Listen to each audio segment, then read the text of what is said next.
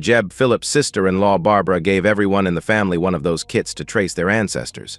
Her own family had all spit in a test tube and were excited with the results. It turns out they were 100% Swedish/Norwegian, not a lick of any other blood. Barbara knew her husband's family were mutts and thought it would be interesting to learn how mixed up they were. "It'll be fun," she shouted. She had no idea that mixed up can have so many different meanings. You never know how these things are going to end. But Barbara is one of those women that can light up a room just by walking into it. So the entire Phillips family did the spit in the test tube and were going to reveal the results right after Easter dinner. Ma Phillips, Haley, did it up right. The dinner table overflowed with an assortment of vegetables and other side dishes to accompany the great roast of lamb and Spanish rice. All family favorites. Jeb's siblings, older brother Hal, short for Harold, and younger sister Marty were there with their spouses. Jeb had invited his current squeeze, but she bowed out to spend the day at her grandparents'. The relationship was in its infancy, so they were lucky not to be required to eat twice on Easter. Jeb's dad, Harold Sr., did the honors by slicing the lamb and passing out a slice to the outstretched plates of each person around the family table. Even Marty took a slice, obviously over her 2-year experiment with vegetarianism. With their plates filled, Hal said grace and Harold gave a toast to the love and the kindness this family has shown each other. If anyone noticed the tears falling from Haley's eyes, no one made mention of it. Haley had a habit of crying when she was happy, when she watched old movies, or on those rare occasions when she was sad. The family was inured to Haley's tears. When everyone finished eating, Hal and Jeb cleared the table. This was a custom in the Phillips house. Ma cooked with Marty's help. The boys cleared the table and filled the dishwasher. Jeb and Hal came back to the table to find everyone sitting with their unopened envelopes in front of their seats. The plan was to read the results and then dig into the banana cream pie for dessert. As the envelopes were being opened, Haley got up from the table and excused herself. Everyone assumed she was going to use the bathroom and continued to read the results from the testing service. Harold read his first, 95% British/Irish, 5% Dutch. As soon as Hal opened his envelope, Barbara grabbed it from his hands, too excited to wait. "I knew it. I knew you had an interesting mix. 46% British/Irish, 28% French/German, and 26% Iberian. That's Spanish and Portuguese, right?" Barbara handed the printout back to her husband and leaned to her left to look at Marty's printout. Almost exactly the same, except Marty has more French/German and less Iberian. "What's yours say, Jeb?" Jeb was staring at the printout. The look on his face showed the confusion raging in his mind. He looked up from the page to focus on Barbara's smiling face, then to his brother and sister sitting on each side of Barbara. He finally swiveled to the head of the table. His father was staring back at him. He couldn't read his father's eyes. The silence was interrupted by Hal. "Did I just hear the garage door open? And where's Mom?" Hal got up from the table and looked out the front window. "Dad, Mom's pulling out of the drive." "What the heck is going on?" Marty pulled out her phone and dialed her mother's cell. Everyone was now staring at Marty as she waited for Haley to answer her phone. The room was quiet enough to hear Haley's voice when she picked up. "I'm sorry, baby. Tell everyone that I'm sorry," and then the line went dead. "Dad, what's going on?" Harold looked like he had aged 10 years in the last 10 minutes. "Jeb, why don't you read what the service sent you?" Jeb hesitated. Did his father really want this made public? "Go ahead, son." "Fun. It says I'm 50% Italian, 22% Iberian, and 28% French/German. Suddenly, Jeb remembered all the ribbing Ted Rizzo and he got in school because they looked similar. He looked at his father. "Dad, did you know?" The rest of the family sat in stunned silence, watching and waiting for Harold's answer. "I started to suspect it when I saw you and Ted Rizzo standing close together on your junior high baseball team. It happened about the same time that Ted's mother and father split up. No one knew why they split, but it didn't take a genius to make an assumption that Ted's mother saw the same thing I did." Harold addressed the others. "I hate to be rude, but I think Jeb and I need to discuss this alone, outside on the porch. Hal, Marty, I think you should give your mother a little time before you call her, and when you do, please be kind. This is no time to drill her for answers. I have my own questions that I believe should be answered first. Please respect your mother's and my privacy. Jeb, grab your drink and let's head outside." Jeb and Harold walked out to the porch and sat down. Jeb didn't wait to ask his first question. "So is Mr. Rizzo my father?" "Well, I'm your father. Please don't insult the 22 years I spent raising you by denying me that title." "Sorry, Dad. That came out wrong." "Me too.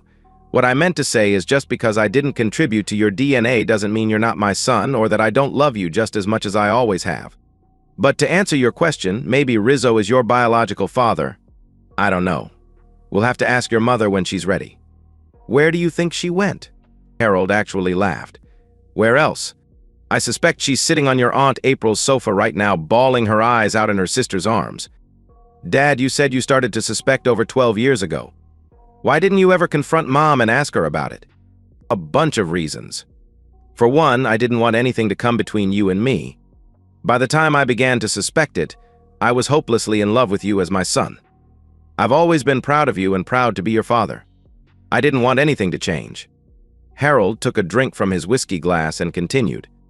"I hope you don't think any less of me as a man, but the second reason is I love your mother so damn much that I didn't want that to change either. As far as I could tell, your mother was in love with me. She showed me that love every day we were married. When I reflect on it, her love only intensified after you were born. If she had a fling with Ted's father, she tried to make it up to me for the past 20+ years. I was happy to let her. But if you liked the status quo, why did you go along with Barbara's suggestion for the DNA tests? Hell, Jeb, you know your brother's wife. Do you think she'd ever let it go? That girl is so damn innocent. She never dreamt our family could have a skeleton in our closet. Your brother is lucky." Both father and son laughed as Harold refilled Jeb's glass with 2 fingers of wild turkey. "Besides, it was time to bring it to a head. Your mother and I have had a secret between us all these years, and I wanted to know the who, what, and why. I probably could have done it in a better setting, but I guess I got a case of the stupid. And I thought your mother would approach me with some answers before it got this far. I really didn't expect her to take off like that." Now, the two of them sat and let the quiet of Haley's backyard fill their senses, neither saying a word. Haley's spring flowers, the white lilies, blue irises, and multicolored pansies graced the brick patio. It was truly a peaceful, beautiful space. 10 minutes went by in silence before Hal stuck his head out the back door. "Dad, Jeb, we're all going to take off unless you need us here." Marty tried calling Mom again, but it went to voicemail. You know Marty and Barbara, neither of those two could let it go. Marty was standing right behind Hal when he said this and made her displeasure known by punching her oldest brother in the arm. Marty hugged her dad and then her brother Jeb, practically squeezing his breath away. There were tears in her eyes. Marty's husband shook everyone's hand and led Marty away. Barbara was next, repeating the sequence, hugging Harold and squeezing Jeb while kissing his cheek before Hal led her out the side gate.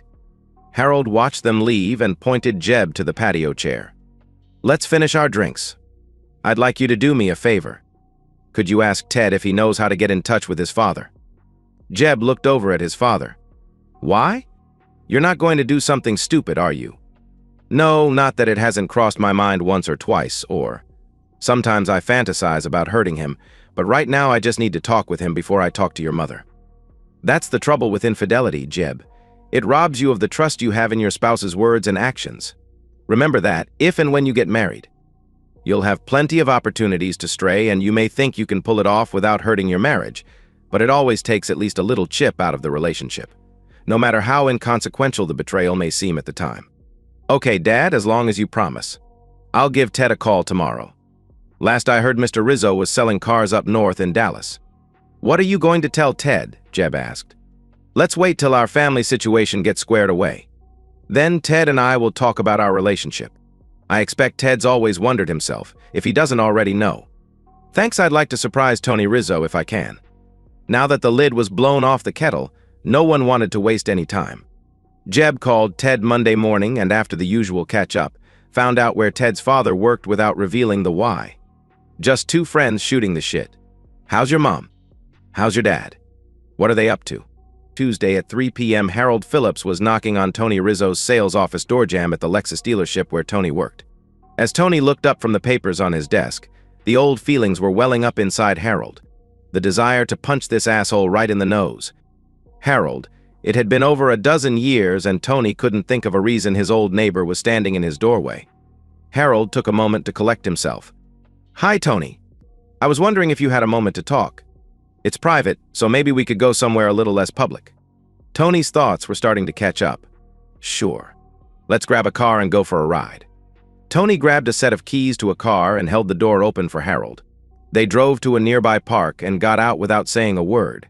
Both men sat on the bench facing a small pond. "I want to know about you and Haley." Tony was still catching up.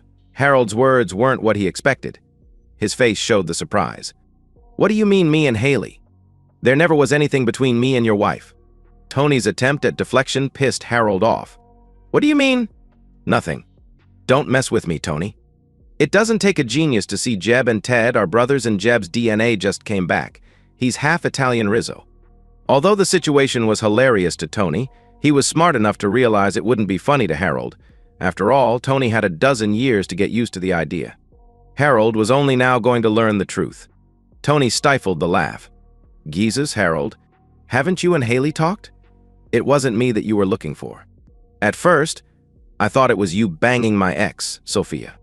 When I saw Jeb and Ted playing in the ballpark together, I figured they both had to be your sons, because I never touched your wife. In fact, I was ready to go down and kick your ass. Luckily, I picked a fight with Sophia first. Told her I was going to make you pay. That's when Sophia told me the truth. Paul Mazzetti is Ted's father, Mazzetti, that no good guy who lived on the corner before he moved west." Dad was stunned. "You mean Mazzetti was involved with both Sophia and Haley?" Sophia didn't say if she knew anything about Haley, although she suspected, I guess. What Sophia did say was Mazzetti was most likely Ted's father, because they were having an affair when she got pregnant. "Why didn't you tell me?" "Because you and Haley seemed to be happy. I thought you two had a good marriage." "Hell, I thought if I figured out about Ted and Jeb, you probably had. And who was I to make waves if you didn't?" Harold had to think about this, but it did make sense. "Harold, I'm sorry if you think I should have said something. After I found out, I knew that Sophia and I were getting a divorce. I couldn't live with her betrayal, but I didn't want to be the cause of your divorce. Plus, let me confess to a more selfish reason. If you were nearby, you could keep a close eye on Ted. And you did that. Half the reason he turned out to be a fine young man is your influence on him. I know that, and I'll always be grateful for that. It's true. After the Rizzo's divorce, and until Sophia moved away 3 years ago, the boys became closer, and Harold was almost a second father to Ted." Tony watched Harold for a minute, watching him try to absorb this information. "Kind of makes your head spin, doesn't it?" "Spin? I'm ready to puke. I'm so dizzy. I can't tell you how many times I thought of beating the shit out of you, and here you are, just as much a victim as me. I'm glad you're not one of those hot heads, coming into my office with guns blazing. Well, now I have to find Mazzetti and have a talk with him. Any idea where he went to?" Tony answered, "Mazzetti's dead." "Dead? How?" "Boating accident. He had too many drinks, went out on his boat on Lake Mead, and fell overboard. Drowned." The smile on Tony's face as he related Mazzetti's fate sent a chill down Harold's back. The smile was there for only a split second before being replaced by a look of deep concern. "Shame, really. We both probably could have sued the bastard for child support or something, but in the long run, it's probably better this way. I don't think either boy would want to connect with someone who goes around seducing married women." With that, both men got off the park bench and walked to the car. As they drove back to the dealership, Tony asked what brought this up after so many years. Harold explained how the DNA tests precipitated it all, including Haley's flight to her sister's. "It's none of my business, but what are you going to do now with Haley? I guess with Mazzetti gone, I'll have to get my answers from Haley." I was hoping to hear both sides of the story, but all in all, I'm not saddened to hear the asshole drowned.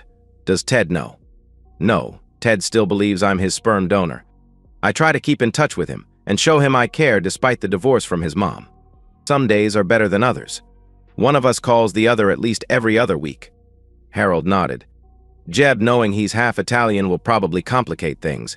He thinks he's Ted's half-brother and that you're his biological father. When I tell him the truth, he's bound to want more answers, and it will eventually get back to Ted. You and Sophia might want to get ready. Tony was suddenly overwhelmed with sadness. He loved Ted and didn't want that to change. Can you ask Jeb to hold off a week? Give me a chance to talk to Ted. You know I will, and I know Jeb will agree. Good luck, Tony, and thanks. By the time Harold climbed into his car and started the drive home, he was physically, emotionally, and mentally exhausted.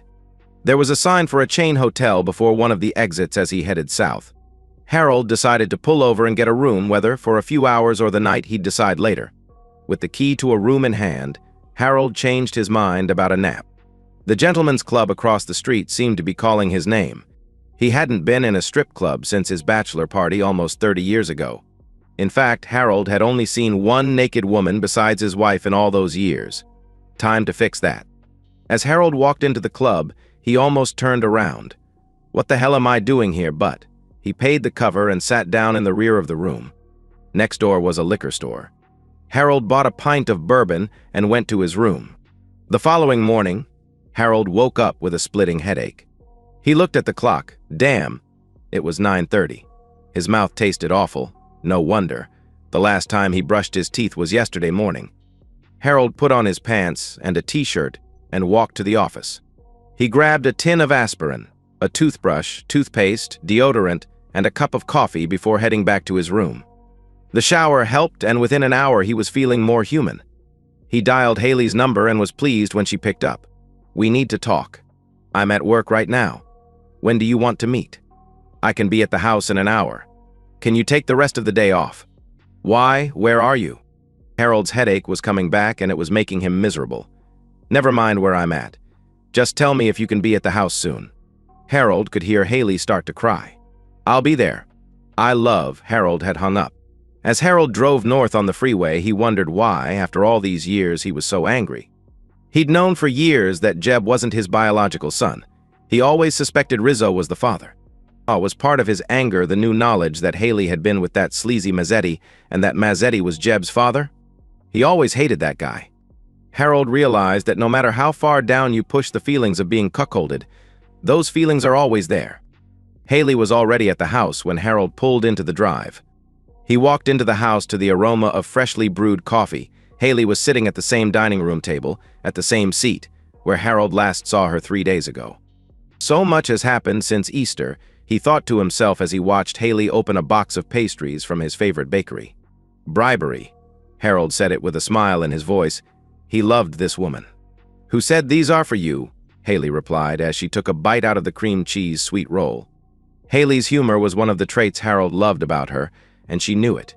He appreciated her attempt to lighten the moment. But it was time to get serious. "Tell me about Paul Mazzetti." Haley actually flinched when Harold said the name. She suddenly looked small and scared. Could this be the end of her marriage? How did Harold find out it was Paul? All these thoughts swirled in her head. With nothing else to help her clear her mind, Haley stood up and poured the coffee into the 2 cups sitting in front of her. She passed 1 coffee cup and the box of pastries to Harold. Harold sat there, waiting, without taking a sip of coffee or a bite of the cinnamon roll. Haley finally started to speak. "It happened twice. I'm sorry. I'd give anything to undo it. Then I ended up pregnant with Jeb. I swear I thought Jeb was yours. Everyone said how much he looked like me and my brothers. It wasn't until he started to grow up that I saw Jeb and Ted together when they were in the same 5th grade class. I can still remember that horrid moment. It was during a field trip when both Sophia and I were chaperones. I looked at Sophia when the 2 boys were waiting together to get on the bus. I could see it in Sophia's eyes. Without her even saying a word, we both knew. We never spoke about it, even after Tony left Sophia and filed for divorce, even when Sophia put the house up for sale and left town. Harold was getting tired of the rambling. He wanted answers. "Tell me how it started." Haley looked Harold right in his eyes. "When I tell you, I want you to understand something. I'm not excusing my behavior or blaming anyone but myself. I also want you to know that Jeb has been your son in everything but in DNA since he started to grow in my belly. He's our son, yours and mine." "I told Jeb the same thing Sunday evening," Harold replied. "I'm glad he loves and needs you. It started with Paul 6 months after Hal was born.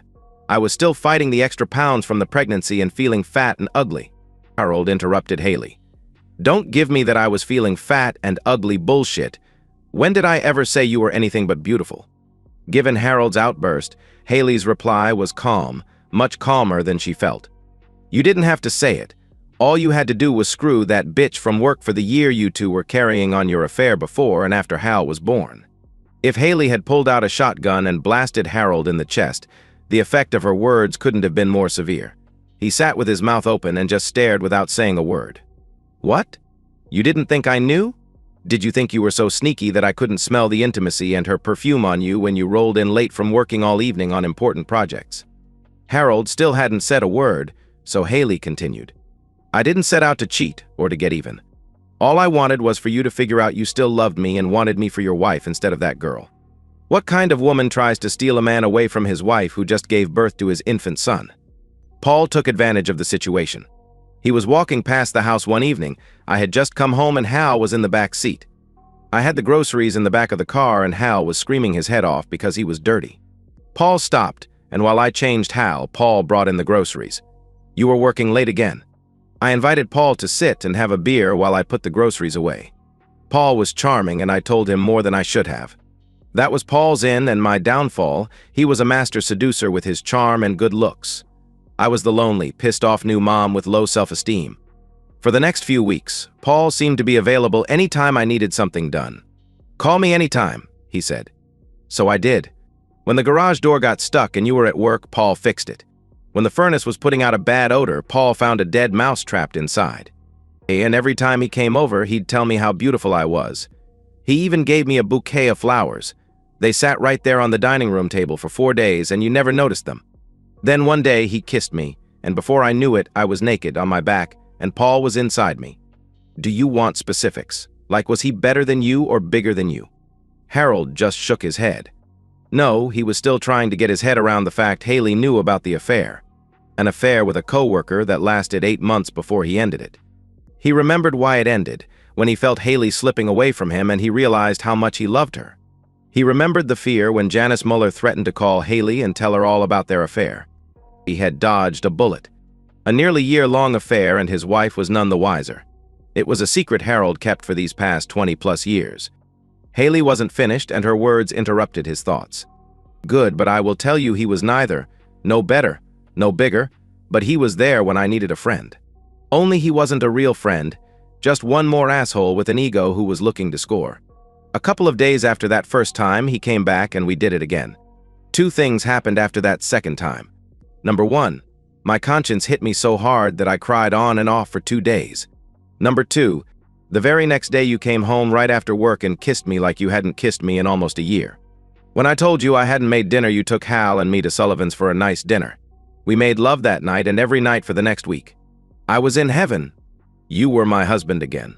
I thought that was the week Jeb was conceived because it was my fertility week. I never dreamed that Paul was the father, not until the day of the field trip. Was he the only one? Harold asked. Haley was pissed and her voice rose when she responded. Yes. Was Janice Muller the only one? Damn, she even knew and remembered her name. Yes, she was. And I'm sorry. It was stupid of me. And it's the one thing I'm most ashamed of in my entire life. Well, I guess that makes 2 of us. What do we do now?